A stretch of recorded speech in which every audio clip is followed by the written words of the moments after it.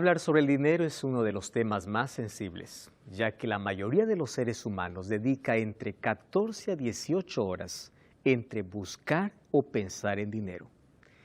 Algunos incluso están dispuestos a vender sus principios y valores por causa de dinero. Otros negocian la fe. ¿Cómo el dinero se ha convertido en un dios para la humanidad? Es interesante que para muchos el dinero se convierte en maldición cuando éste le aleja de Dios. Mas la Biblia nos enseña principios para no colocar al dinero por encima de Dios. Bienvenido. Está comenzando Biblia Fácil y nos alegra tanto de que estés allí del otro lado de esta pantalla, mirando por la TV Nuevo Tiempo, por YouTube, por Facebook, por cualquier medio social. Bienvenido. Gracias a Dios por aquel interés que tienes de poder profundizar tu conocimiento en la palabra de Dios. Ya te mencioné que este es un tema polémico. Entonces, quiero que tomes tu Biblia porque hoy vamos a hablar sobre el valor de dinero, la administración del dinero. Como es un tema sensible, quiero que tú, desde allí, puedas anotar algunos textos bíblicos que vamos a mencionar aquí. ¿Estás preparado? Antes te mando un grande abrazo para ti y nuestro cariño. Aquellos grupos que se reúnen a estudiar la Biblia, aquella persona que está sola mirando la TV o una red social, aquella familia que está reunida con Biblia en mano. Yo estoy aquí reunido junto a mis amigos con quienes compartimos esta temporada número 14. Y estamos listos para poder hablar sobre este espectacular tema. Dinero.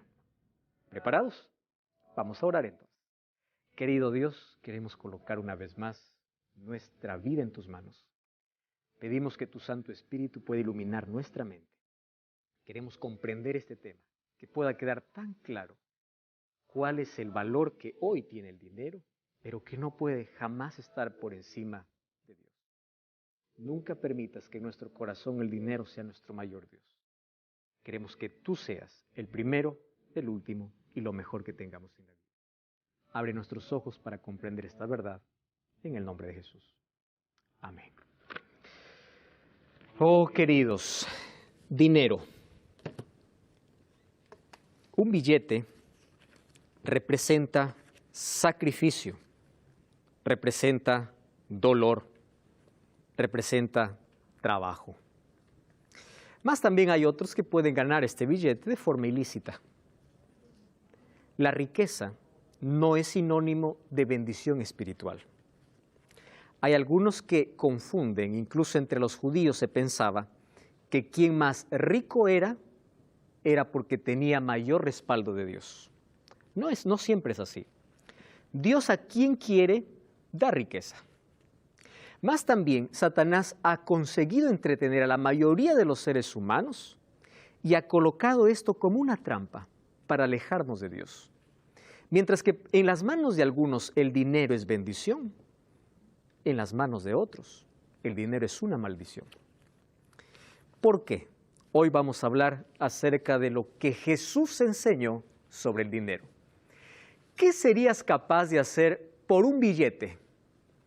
Es una pregunta general que puede involucrar muchas o puede encontrar muchas respuestas.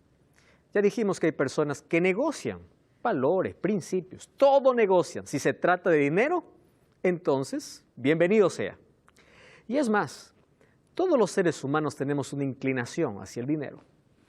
Si alguien nos pide un favor y nos dice, tú puedes hacer esto mañana, uno puede decir, puedo o quizá no. Pero si alguien primero nos dice, yo te pago por lo que vas a hacer, de seguro que hay tiempo. Porque el dinero se ha convertido en el mayor motivador. Y no está mal tener dinero. El dinero puede darnos cierta estabilidad, pero jamás podrá llenar el vacío del ser humano. Hay algunos mitos, por ejemplo, sobre el dinero. El primero de ellos es, el dinero es malo. La Biblia no enseña eso. La Biblia dice que el amor al dinero es malo. En el Sermón del Monte, por eso Jesús en Mateo capítulo 5 enseñó que nuestros mayores tesoros no deben estar aquí en la tierra, porque todo lo que construimos aquí en la tierra un día se va a caer, un día se va a perder. El dinero se puede acabar, te pueden robar. Un edificio de 100 pisos se puede caer en un terremoto, porque todas las cosas que puedas hacer en la tierra se puede destruir. Sin embargo, aquello que tú te esfuerzas para obtener en el cielo, es decir, en tu salvación, si Dios está en primer lugar, entonces está todo correcto. El problema es cuando el dinero se coloca por encima de Dios. Los valores invertidos hacen una vida desdichada en la tierra. Miren, él es Jim Carrey, probablemente es conocido por miles de personas. Su nombre verdadero es James Eugene. Él es un actor, humorista, cantor o cantante, ganó premios, incluso Globo de Oro. Y me interesó mucho una frase que se le atribuye a él y dice así: espero que todas las personas del mundo sean ricas, famosas y tengan todo lo que siempre soñaron, para que así se den cuenta que esa no es la respuesta. Qué interesante. Está diciendo alguien que tiene autoridad para decirle, tiene fama, tiene dinero. Y él dice, quisiera que todos puedan tener eso para que vea la gente de que realmente eso no puede llenar el corazón, no puede llenar el vacío, eso no puede darte felicidad. Te puede dar el mejor colchón, pero no te puede dar sueño. Te puede dar la mejor casa, pero jamás te podrá dar un hogar. Podrá comprar todo menos amor.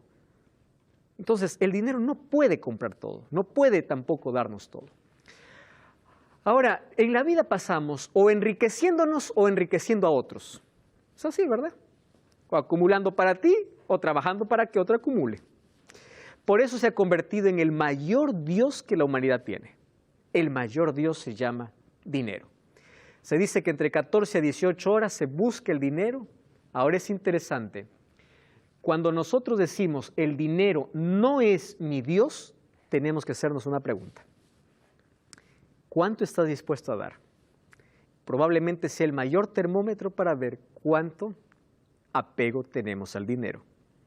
Yo siempre menciono y digo a las personas lo siguiente: ¿qué sucedería si en todas las iglesias se colocara un letrero? Aquí se paga por asistir. ¿Cuántas personas llenarían una iglesia? Pero ahora también va mi interrogante para los cristianos. Si tú eres cristiano, ¿qué sucedería si en tu iglesia dijera, aquí se paga por ser puntual? ¿Qué horas llegarías a tu iglesia? ¿Te das cuenta que a veces el dinero o el apego al dinero hace que pueda resaltar de nuestra vida con nuestras acciones? Y es de esa manera como descubrimos que realmente es un Dios. Ahora fíjense, la Biblia presenta educación financiera. Ese es un término que últimamente está de moda, y no de moda, deberíamos todos practicar. La educación financiera comienza en casa. Nadie nos enseña cómo administrar dinero, lamentablemente. A veces los padres tienen cierta responsabilidad cuando dice, si tú no tienes en la escuela, fía que yo pago después, ¿verdad? Y el niño crece pensando que lo que tú no puedes obtener con dinero, lo puedes obtener fiando o lo puedes obtener de otra manera. Educación financiera se debe enseñar desde nuestro hogar. Sin embargo, la Biblia también es un libro de finanzas. Como la Biblia presenta cómo el ser humano es feliz, la Biblia presenta incluso cómo tener equilibrio en nuestras finanzas. Ustedes saben que la Biblia presenta muchos consejos. Yo tengo un mensaje que habla sobre 7 propuestas bíblicas en relación al dinero. Voy a decir solamente 4. Por ejemplo, la Biblia en Proverbios 13:7 dice, vive de acuerdo a tu realidad. De acuerdo a tu realidad. Hay gente que se viste más de lo que aquello que gana. Tiene un celular que cuesta 2 veces más su sueldo. No vive su realidad. Vive nuestra realidad. Número 2, apártate de las deudas. Es un consejo bíblico. Proverbios 20:21, 22:7 dice, aléjate porque te haces esclavo de aquel a quien debes. La Biblia nos enseña, por ejemplo, a manejar nuestro dinero con presupuesto. Los hogares que tienen un presupuesto familiar tienen menos posibilidad de tener una crisis, porque en el presupuesto hay un rubro que dice ahorro para alguna crisis. La Biblia nos enseña a ahorrar. Incluso dice, mira la hormiga, ¿no? Cómo ella almacena en tiempo de abundancia porque sabe que en algún momento va a tener crisis.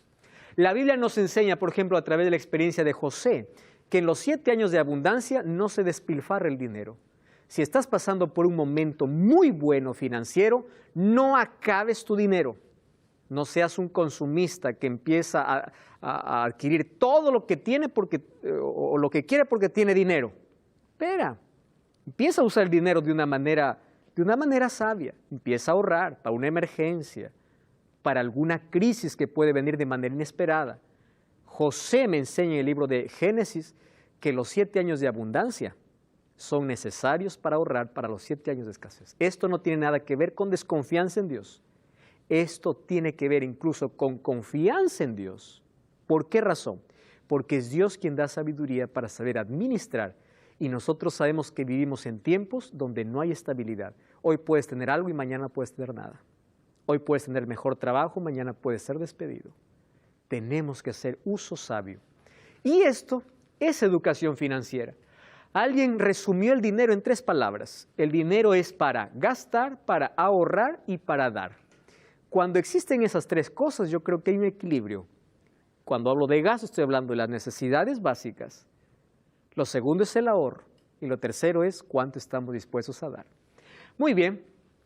El dinero fue el segundo tema más hablado por Jesús. El primer tema más hablado por Jesús fue el reino de los cielos. El reino de los cielos es semejante, pero el segundo tema más hablado es el dinero. Y ahí en Mateo 6:19 Jesús dice, no os hagáis tesoros en la tierra. ¿Quiere decir que Jesús quiere que nosotros podamos vivir en la miseria? No, Él quiere que establezcas bien cuáles son tus prioridades y que el dinero no pueda ser un obstáculo para que no puedas obtener la mayor riqueza, que es la eternidad. Eso está diciendo Jesús. Muy bien, en la Biblia yo encuentro a 2 ricos que tuvieron un encuentro con Jesús. Me interesa y me gusta mucho hablar para ver de que el dinero nunca es un impedimento para salvarse. En la Biblia encuentro a un joven rico que se acercó y le dijo, ¿qué voy a hacer para heredar la vida eterna? Jesús le dice, guarda los mandamientos, todos.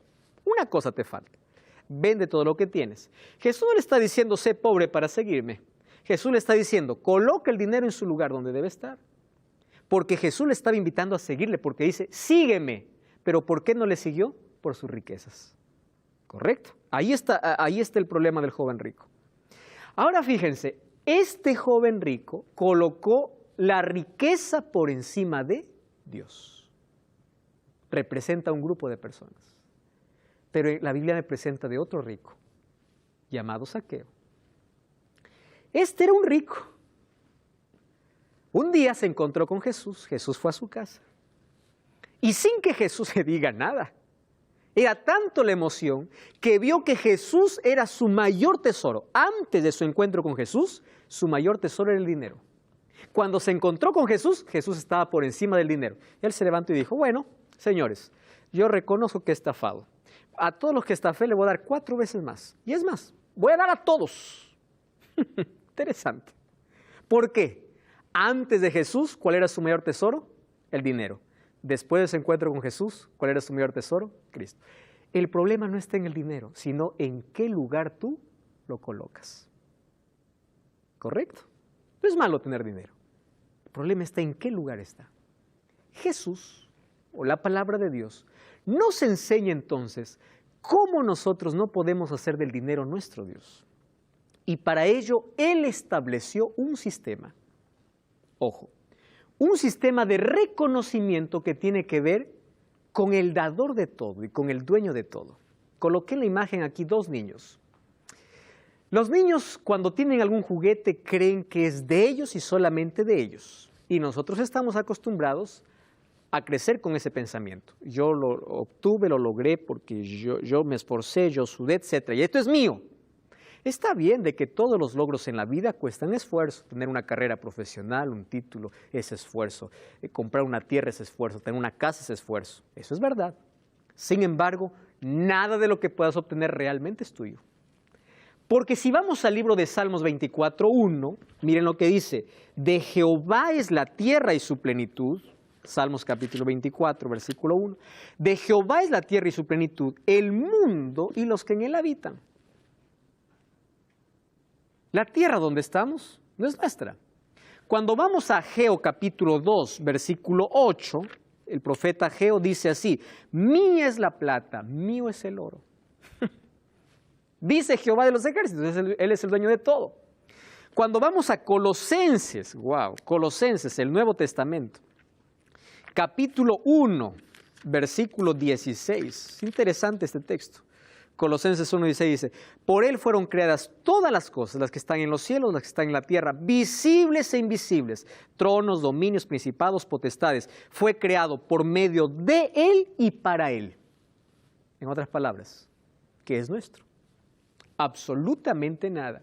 Y el texto más lindo para entrar a este tema es Deuteronomio capítulo 8, versículo 17. Vamos al Antiguo Testamento. Deuteronomio capítulo 8, versículo 17 y versículo 18.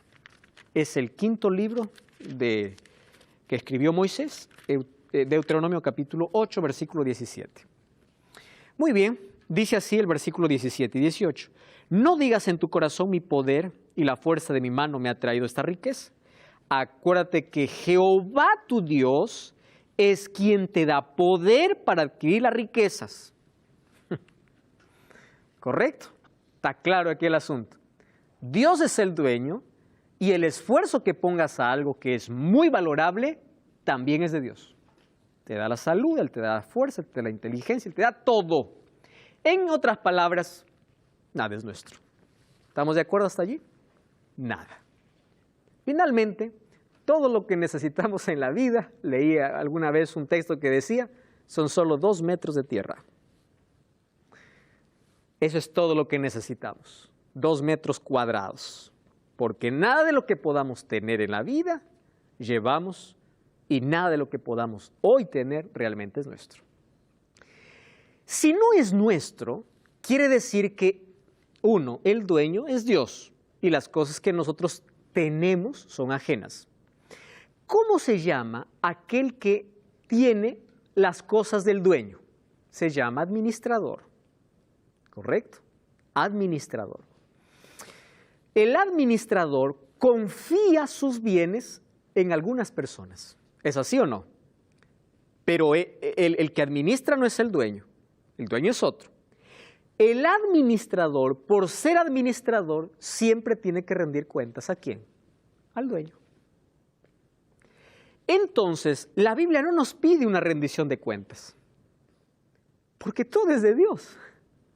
Y Dios no está interesado en nuestro dinero, ¿correcto? Porque Él es el dueño de todo. Sin embargo, Él estableció un sistema en la Biblia que nos ayuda a colocar a Dios por encima del dinero. Y ese sistema se llama décima parte o diezmo. Y cuando hablo de diezmo, yo estoy seguro que hay miles de personas que tienen un concepto claro sobre el diezmo. El diezmo es para el pastor. El diezmo es para el carro del pastor, es para la casa del pastor. El dinero es para... Para un momento. ¿Está bien? Hoy vamos a comprender cómo es verdad que muchos negocian la fe. Es verdad, pero por otro lado, el diezmo no es un capricho humano, es bíblico. ¿Cómo se debe administrar? Eso vamos a aprender ahora.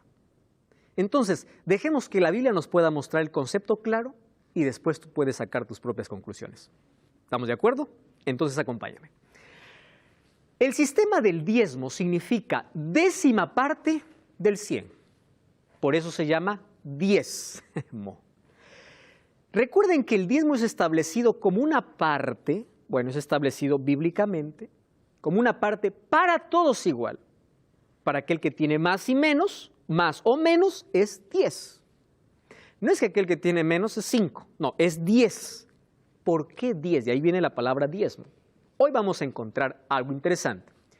Cuando hablamos de diezmo tiene que ver con honestidad, madurez, reconocimiento y adoración. 4 palabras involucran la palabra diezmo.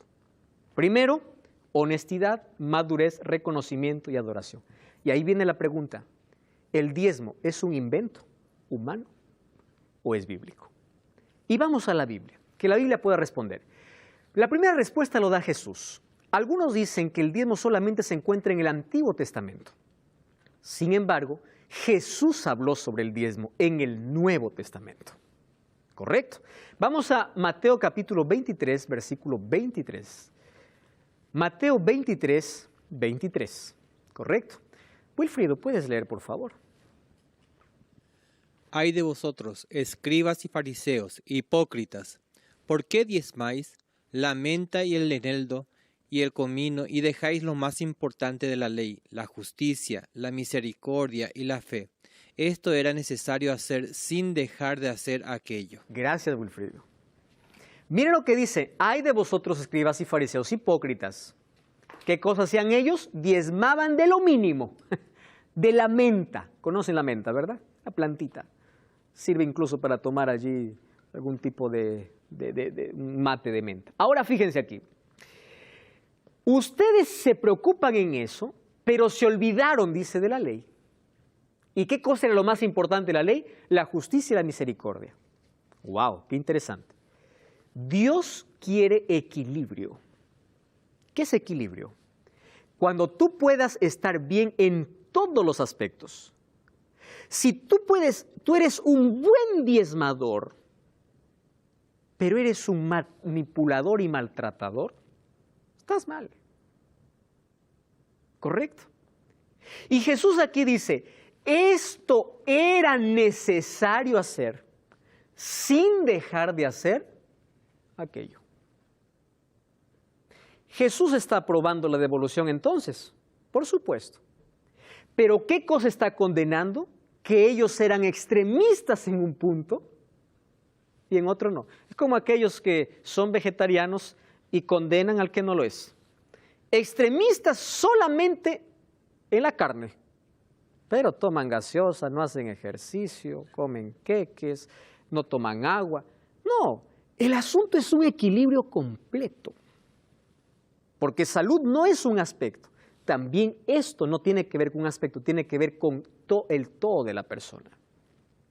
¿Correcto? Entonces, es necesario que hagas esto sin dejar de hacer aquello. Voy a hacer un paréntesis aquí, no estoy haciendo apología a la carne, por si acaso, porque alguien puede cortar mi video y puede estar sacando cualquier otra cosa. Tranquilo, no estoy haciendo apología, estoy hablando de un equilibrio. ¿Correcto? Ahora, fíjense cuán importante es lo que Jesús está mencionando. Entonces, diezmo es la 10ª parte ¿de qué? De las ganancias. Hace algunos días una persona me escribió diciendo, pastor, en mi iglesia me están pidiendo diezmo por adelantado. ¿Usted cree que yo puedo diezmar así? Yo dije, ¿quién te está pidiendo diezmo por adelantado? El pastor dice, bueno, ustedes hoy coloquen el diezmo de cuánto quieren ganar. Entonces yo quiero ganar bien, voy a colocar más dinero. Eso es colocar diezmo por adelantado. Le digo, espera un momento, ¿de dónde sacó ese concepto bíblico? O ese concepto que no es bíblico. El diezmo no es de aquello que vas a recibir. El diezmo es el reconocimiento de la bendición que ya recibiste. ¿Por qué reconocimiento? Porque si de Dios viene todo, la 10ª parte es mi gratitud o mi devolución a Dios diciendo, todo lo que tuve es por ti, tú me diste. Es decir, no existe diezmo adelantado.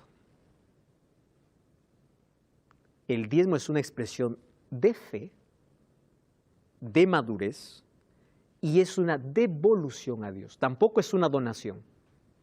No es donación, es devolución. Ahora les voy a explicar por qué es donación. Entonces, la devolución de diezmos y ofrendas coloca a Dios y al hombre en sus debidas posiciones. Creador y criatura, dador y receptor, Dios y mayordomo. Eso es el diezmo. Reconocer que de aquello que ya recibí, yo reconozco que viene de Dios. Entonces yo doy una parte. Esa 10ª parte que lo coloco en la iglesia se llama diezmo. Maribel. ¿Qué pasa con los pastores que te dicen, da diezma y si diezmas, lo hace a mala gana? Es como que te incita a diezmar y diezmar y lo hace a mala gana. Ok.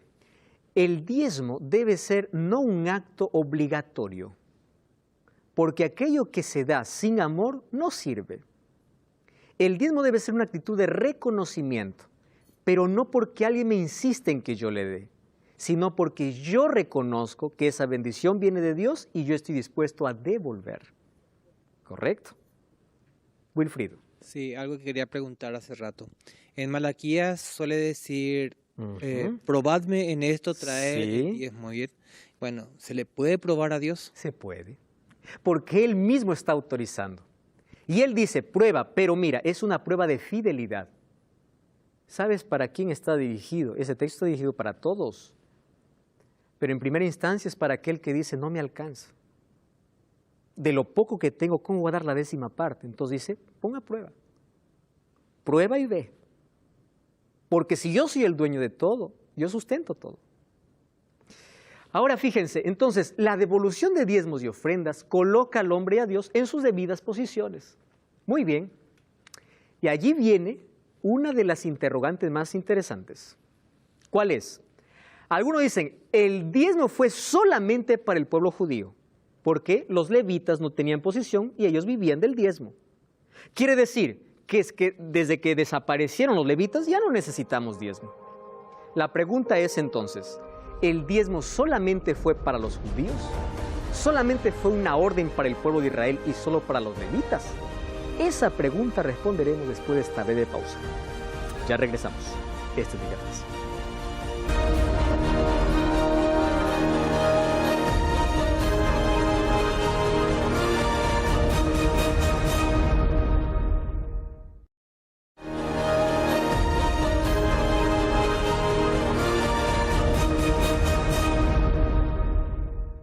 Estamos de regreso, esta es Biblia Fácil. Ya sabes que todo el contenido de esta temporada está disponible y totalmente gratis. Eso es lo bueno, gratis para ti. Solicítalo ahora mismo, este curso bíblico, Enseñanzas de Jesús, a nuestro número de WhatsApp, más 5512 98 100 14 60. Toma tu teléfono en este instante, solicita el curso, te haremos llegar. Es un curso totalmente gratis y está disponible para todos. Si estás en Sudamérica, formato físico, fuera de Sudamérica, formato digital.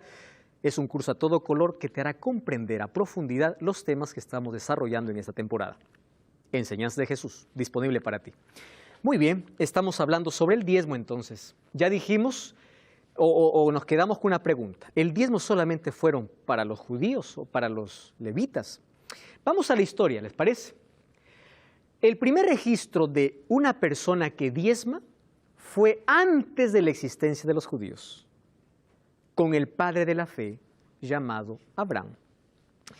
Génesis capítulo 14, versículo 20, dice así. Liz, ¿puedes leer por favor? Génesis 14, 20. Y bendito sea el Dios Altísimo, que entregó tus enemigos en tu mano, y le dio a Abraham diezmo de todo. Muy bien. Recordemos que los judíos aparecen tiempo después. Porque de Abraham viene Isaac, de Isaac viene Jacob y Esaú, de Jacob tiene 12 hijos, de los 12 hijos forman las 12 tribus de Israel, de las 12 tribus de Israel se dividen, 10 para un lado, 2 para el otro, y de esas 2 que quedan, vienen los judíos. Los judíos vienen tiempo después. Abraham, correcto, el padre de la fe, está mucho antes. Y dice que él ya tenía la costumbre de diezmar. Ahora, entonces, significa que antes de la existencia de Israel como pueblo, los siervos de Dios ya diezmaban. Génesis 28, 22. Esta piedra que he puesto por señal será casa de Dios. De todo lo que me dieres, el diezmo apartaré para ti. ¿Quién está diciendo? Mucho antes, ¿correcto? Entonces, fíjese aquí. Abraham dio porque Dios ya le entregó. Jacob le dice, de todo lo que me dieres, no le está diciendo, te doy por adelantado. Está comprendido este asunto, ¿verdad? De lo que me dieres, doy. En reconocimiento de que todo lo que viene es tuyo. ¿Cómo era usado el diezmo en Israel? Números 18, 21 dice, yo he dado a los hijos de Leví todos los diezmos en Israel por heredad por su ministerio, por cuanto ellos sirven en el ministerio del tabernáculo de reunión. Presten atención. Cuando Moisés bajaba del monte Sinaí con las 2 tablas de piedra, recuerdan ustedes que el pueblo estaba danzando frente a un ídolo, a un becerro de oro. De todas las tribus que estaban adorando al becerro de oro, hubo una tribu que no lo hacía. Era la tribu de Leví. Dios los eligió desde ese momento para una función específica. Ellos se encargarían de todos los servicios religiosos en el santuario. Por eso es que cuando llegaron a Canaán, que era la tierra prometida, las 11 tribus de Israel recibieron tierras, menos una. ¿Cuál? La tribu de Leví. ¿Por qué no recibieron ellos tierra? Porque ellos se dedicaban exclusivamente a los servicios del templo o del santuario. Todos los servicios. De allí tendría que ser el sacerdote, el sumo sacerdote, los leví, todos allí solamente dedicados al servicio. Entonces, como ellos no tenían cómo sostenerse, el diezmo de todas las tribus, ¿a dónde venía? A la tribu de Leví. ¿Correcto? Así se manejaba el diezmo entonces en el Antiguo Testamento. Incluso la Biblia habla de un segundo diezmo en el Antiguo Testamento, que era un diezmo que daban para las viudas, un diezmo para los pobres, porque hay personas que dicen, no, yo mi diezmo doy a los pobres. Están confundiendo porque en Israel se daba el diezmo que Dios ordenó para los levitas. Incluso ellos daban otra parte, que era para los pobres. Nosotros no debemos confundir lo siguiente. Diezmo no es donación. Lo que das a un pobre es donación. Diezmo tiene que ver con devolución, que es muy diferente. Los levitas recibían porque eran responsables del servicio religioso del templo. Ahora, en el Nuevo Testamento, ¿qué afirma el apóstol Pablo? Primera de Corintios 9, 13 y 14. Claudia, ¿puedes leer, por favor? ¿No sabéis que los que trabajan en las cosas sagradas comen del templo y que los que sirven del altar participan? Así también ordenó el Señor a los que anuncian el evangelio que vivan del evangelio. Muy bien. Entonces, si los levitas se dedicaban exclusivamente a los servicios del santuario, en el Nuevo Testamento el apóstol Pablo reafirma y dice así: el sistema del santuario terminó. Sin embargo, ahora el diezmo todavía continúa. Pero ahora, ¿a dónde va a ser destinado? Y el apóstol dice: así ordenó el Señor a los que anuncian el evangelio que vivan del evangelio. ¿Qué está diciendo? Aquellos que se dedican de manera exclusiva a los servicios del evangelio, ellos no tienen otra entrada para vivir.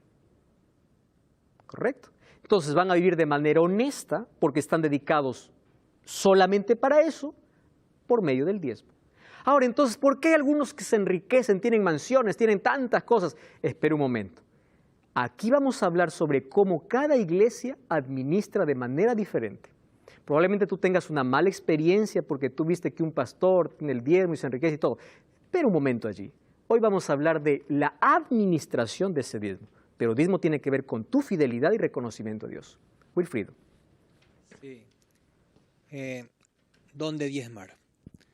Porque ahí dice, así también ordenó el Señor a los que anuncian el evangelio, que vivan del evangelio. Muy bien. Si aquel que anuncia el evangelio está en un lugar para poder proclamar el evangelio, entonces significa que él tiene una congregación, un lugar donde él está atendiendo.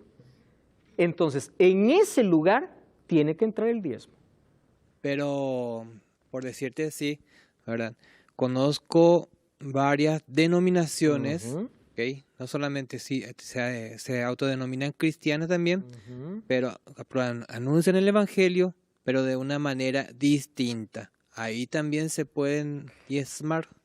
Wilfrido, gracias por tu pregunta, porque hoy sí has tocado un punto más sensible aún. Pero yo te voy a responder porque he preparado aquí en las siguientes diapositivas una respuesta. ¿Cuándo diezmar y en dónde y cómo? ¿Tá? Voy a responder ahora a tu pregunta. La orden entonces es aquel que anuncia el evangelio, que viva el evangelio. Manutención para la predicación. Ahora, fíjense una cosa. El diezmo, por ser devolución para Dios, Dios no recoge el dinero, porque Él es el dueño no del 10%, de todo. ¿Comprendemos eso? Sin embargo, si aquello que yo doy en devolución como reconocimiento que de Él viene todo, tiene un solo objetivo. ¿Cuál es el objetivo? Predicación del evangelio. ¿Correcto? Entonces, primero, son pagados aquellos que predican el evangelio. El diezmo no tiene que ser desviado para ninguna otra cosa que no sea predicación del evangelio. Entonces, ¿qué es predicación del Evangelio? Yo les voy a hablar de mi experiencia como pastor de la Iglesia Adventista del Séptimo Día, porque es la iglesia que yo conozco, ¿correcto? Yo no voy a tocar aquí nombres de denominaciones, nada. Yo voy a hablar de la Iglesia Adventista del Séptimo Día. Muy bien. ¿A qué llamamos predicación del Evangelio y cómo se distribuye? Ustedes probablemente han visto que en algunos otros lugares el diezmo de toda la congregación va directo para el pastor. Entonces, el pastor que tiene más miembros es más rico. El pastor que tiene menos miembros tiene que esforzarse más porque su sueldo depende ¿de qué? De cuántos miembros tenga. Entonces, aquel que tiene más miembros tiene mansiones, tiene carro. Aquel que tiene solo una iglesia con 50 miembros tiene menos. ¿Correcto? Y ahí hay un problema. ¿Cuál es el problema? Entonces el pastor está condicionado a entretener a sus miembros porque si se va alguno, está perdiendo dinero. Y no lo digo en una forma despectiva. Yo conozco porque tengo amigos en otras denominaciones que dicen, yo no puedo hablar el tema del juicio. ¿Por qué le digo? Porque el juicio asusta. Y si asusta, yo pierdo miembros. Y si pierdo miembros, yo pierdo sueldo. La Iglesia Adventista funciona de otra manera. Todos los diezmos que se reúnen no llegan a las manos del pastor. Llega a una tesorería que es nombrada por una junta y todo ese dinero tampoco queda en la iglesia. Es enviada a una administración y va el dinero hasta la administración mayor y desde allí se distribuye de manera equitativa para que todos tengan iglesias grandes o pequeñas, incluso en lugares donde no se predique el Evangelio, se coloque una persona para predicar, porque no esté interesado si da miedo predicar esto, que va a perder miembros. No, la misión es predicar el Evangelio. ¿Correcto? Es decir, se dedica de manera exclusiva a la predicación del Evangelio. Además, nosotros manejamos el asunto con mucha seriedad, honestidad y transparencia. Lo digo así por una razón. La persona que recibe o que diezma incluso recibe una nota, un recibo, y todo está, incluso todo el dinero que llega para tesorería y que llega a la administración es pasada por auditoría. ¿Comprenden eso? Para ver si el dinero realmente está cumpliendo su función. Porque si el dinero llega al pastor, la iglesia no sabe en qué se invirtió. Ahora, si todo esto pasa con transparencia y auditoría, entonces significa que aquellos desvíos de dinero tienen que ser corregidos y no tienen que existir. ¿Correcto? ¿Por qué? Nosotros comprendemos que el diezmo cumple un solo objetivo: predicación del Evangelio. Miren, cursos bíblicos que nosotros decimos es un presente, un regalo para todas las personas. Cuando nosotros vamos allí a la imprenta, decimos, a ver, imprímame 1 millón de cursos porque quiero regalar. ¿Usted me regala 1 millón? Ninguna imprenta nos regala. Les pregunto, ¿de dónde se paga todo este curso bíblico para que llegue a las personas? Porque esto también predica el Evangelio. Parte de esto sale de los diezmos. Y otra parte de los ángeles de esperanza, que son personas que donan para que también podamos avanzar. Detrás de este programa hay una inversión. Nuevo Tiempo es parte de la Iglesia Adventista del Séptimo Día. Programas espirituales. Aquí tenemos camarógrafos, un equipo de producción, tenemos tanta gente trabajando detrás. ¿Cómo son sostenidas todas esas personas? ¿De dónde viene parte? No todo. ¿Parte de dónde viene? Del diezmo. Ahora comprenden que nosotros manejamos el sistema financiero o el sistema de diezmos de otra manera. Probablemente alguien tiene un concepto de diezmo equivocado, que es para enriquecer al pastor, porque tú tuviste una mala experiencia. Entiendo. Probablemente estás pensando solamente en una situación, pero no quiero que involucres a todos, que todos administran de la misma manera. Aquí existe una administración totalmente diferente. Tenemos de manera clara cuál es la misión y usamos con seriedad el asunto del diezmo. Ahora, la Biblia no solamente habla de diezmos, sino también de ofrendas. Miren, Salmo 96:8, dad a Jehová la honra debida a su nombre, traed ofrendas y venid a sus atrios. Allí Wilfrido ya mencionó el texto, Malaquías 3:8, robar el hombre a Dios, vosotros me habéis robado. ¿En qué te hemos robado? En vuestros diezmos y ofrendas. Y el versículo 9 de lo que Wilfrido mencionó, probadme en esto, dice Jehová. Ahora, pastor, si el diezmo es para predicación del evangelio, ustedes sabían que la iglesia adventista tiene pastores en todo el mundo, incluso en los lugares donde no hay iglesia.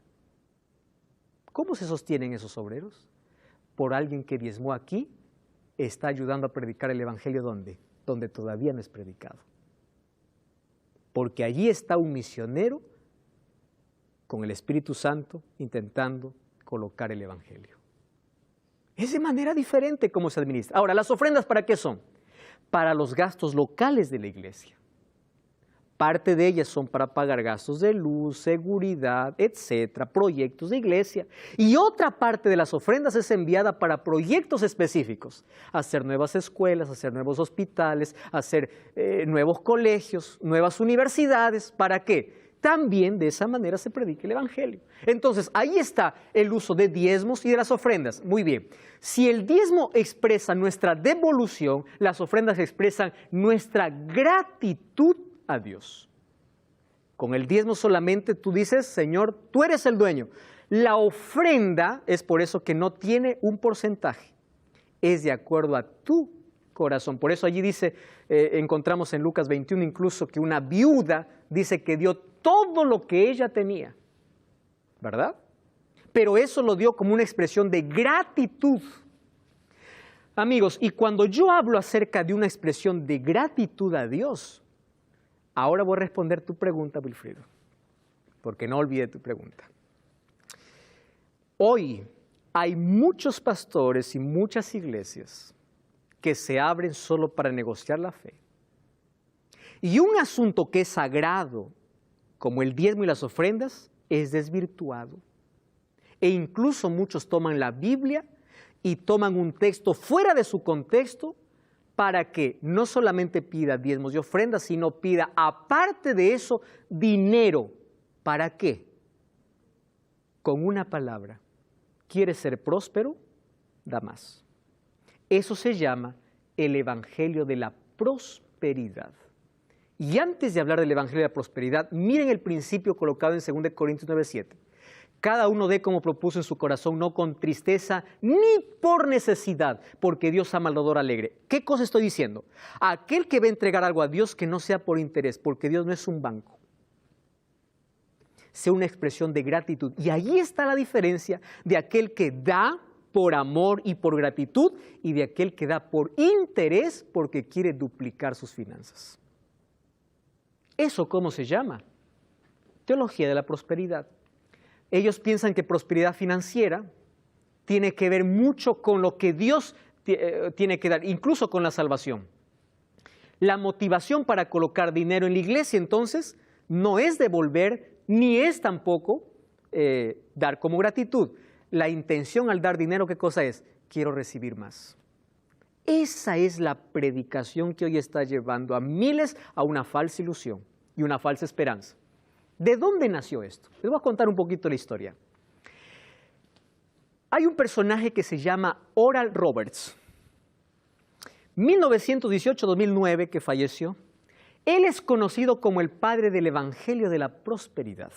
Él tuvo muchos otros seguidores. Uno de ellos era Kenneth Copeland.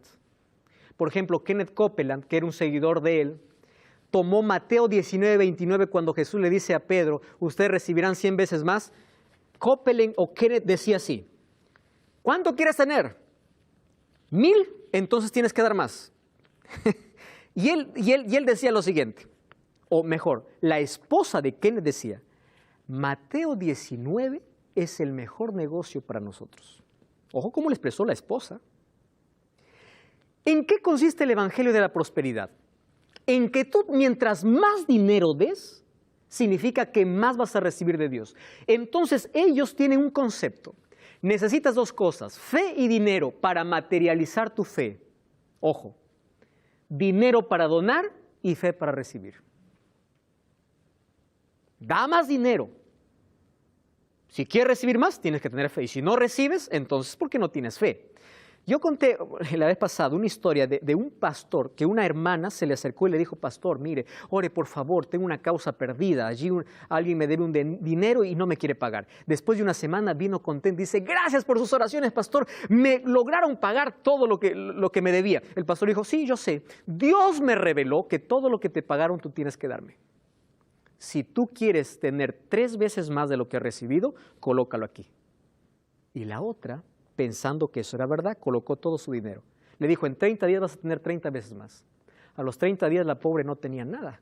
Lo había perdido todo. Se fue al pastor y le dijo, pastor, no tengo bendición. El pastor lo llamó al frente de toda la iglesia y dijo, miren, yo quiero advertir de algo. Esta mujer tuvo tanta fe para dar, pero no tiene tanta fe para recibir. Miren hasta dónde puede llegar.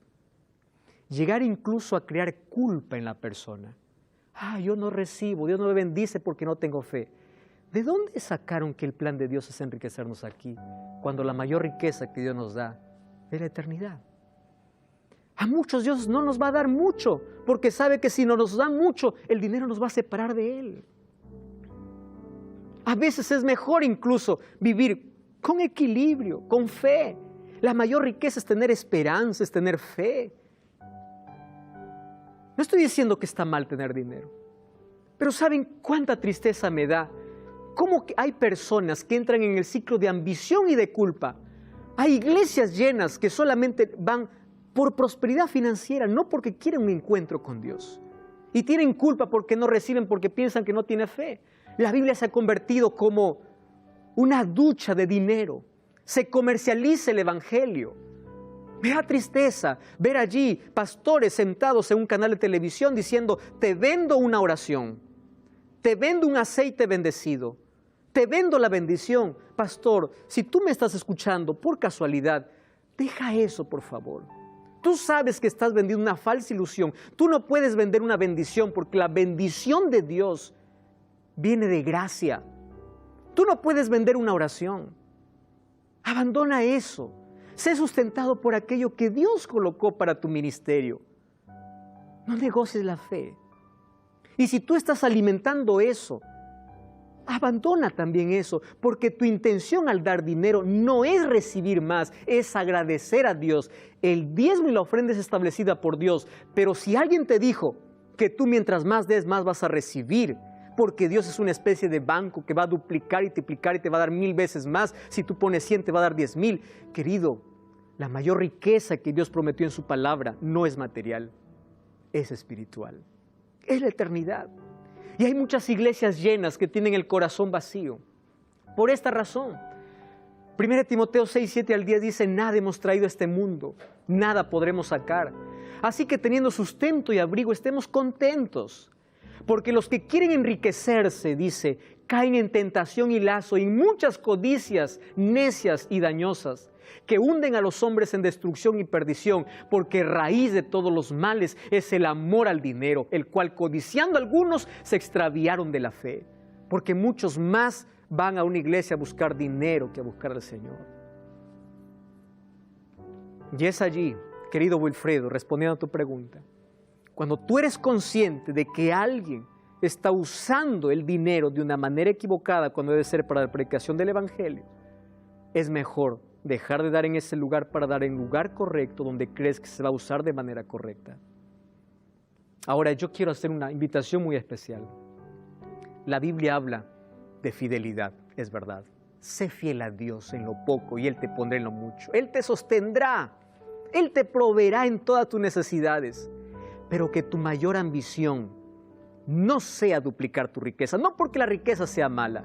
Si Dios ha colocado dinero en tu bolsillo, sea una bendición, comparte, administra bien. Pero quiero que entiendas algo, no permitas que el dinero te separe de Dios. Coloca a Dios en primer lugar, coloca tu fe en Dios y coloca a Dios en primer lugar antes que todas las cosas. Romanos capítulo 15, versículo 13 dice que la mayor riqueza que podemos tener es esperanza. Dios quiere que tú puedas tener estabilidad en esta tierra, pero su mayor interés no es que seas millonario aquí, sino que un día puedas estar en la eternidad. Si tú eres pobre, no pienses que estás en maldición de parte de Dios. Dios proveerá, Dios te sostendrá, pero sé fiel a Dios. Y si eres rico, administra bien aquellas cosas que Dios ha colocado en tu mano. No coloques el dinero por encima de Dios. Devuelve a Dios lo que le corresponde. Da una ofrenda de gratitud. Sé fiel a Dios. Porque aquellos que son fieles en lo poco, son puestos siempre sobre mucho. Podemos orar. Querido Dios, entregamos nuestra vida en tus manos. Todo lo que somos y podamos tener es gracias a ti. Te reconocemos como nuestro Dios y queremos que puedas colocar en nuestro corazón dadivosidad, generosidad, pero sobre todo que Dios puede estar en primer lugar más que todas las cosas. Ayúdanos a comprender esto, a experimentar esto, a probar que tenemos un Dios real, un Dios fiel, que no falla sus promesas. En el nombre de Jesús. Amén.